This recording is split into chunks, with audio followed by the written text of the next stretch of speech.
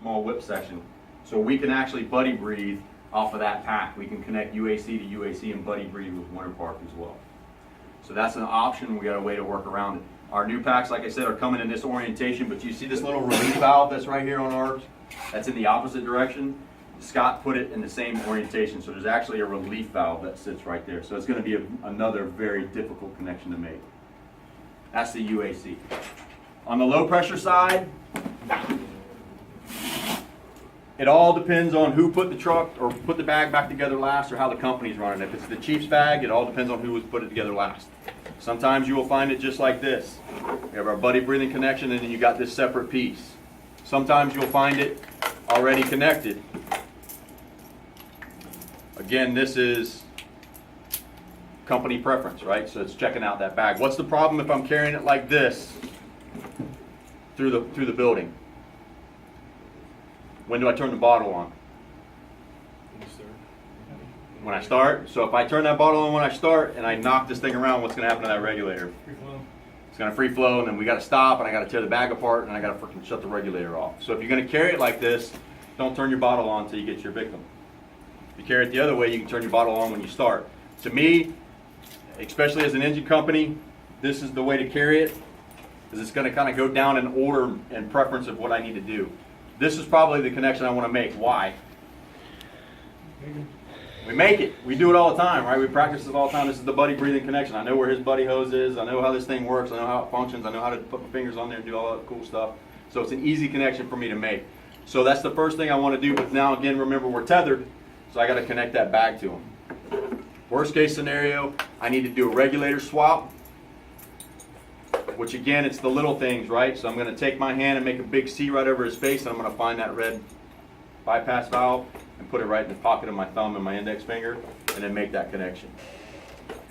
Absolute worst case scenario, he has no mask or his mask is broken, and we've got to do a full face piece change on him. So it's kind of how it goes down in priority for me. Again, it's up to the company. All right, any questions on the low pressure, high pressure side, or anything to do with the RIT bag? I'll tell you some tricks that go away, and this is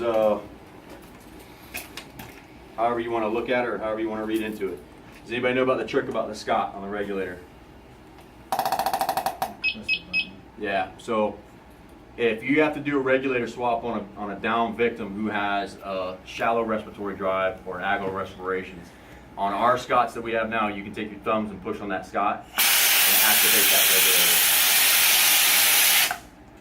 That's not what they recommend, and this was actually a mistake that we were able to do that. Guys just figured it out. What they recommend is you turn that bypass on all the way.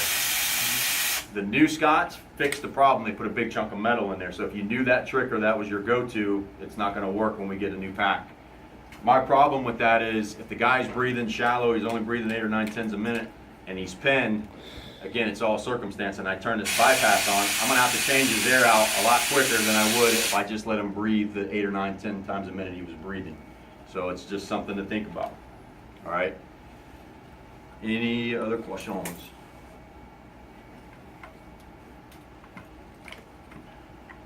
Trying to think of what else. No? So remember what I said. Don't be afraid to talk to your partner. Don't be afraid to tell your partner to take a breath. Don't be afraid to say stop.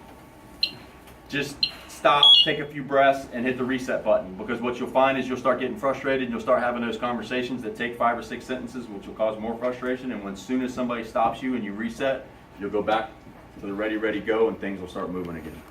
All right? Everything here is successful. Everything here can be done. So no further questions.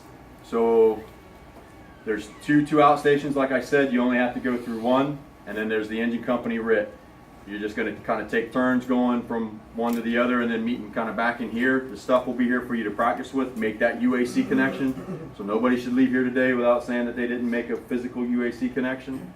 And the people that are in here will be responsible if we do have a medical emergency. The people that are actually in here will be the ones that help in case we got the rescue, in the middle of a scenario somewhere. So whoever's in here is kind of responsible for coming and helping us if we have an emergency. There'll be an instructor in here with a radio. Any other questions? Hey Aaron, just The rescue just want to make an announcement to have them back up in this area right here. Yeah, if you guys can just back in next to that other truck that's right out front. So it'll be close by. TAC 8 and 9. 8, 9. So the engine side will be on 8, the trucks and the chief will be on 9. And if there's no other questions, you guys can go grab your stuff and meander this way. The trucks, you can grab whatever equipment you want, and we'll meet you up by Air 7, and we'll do a little small debriefing and get started.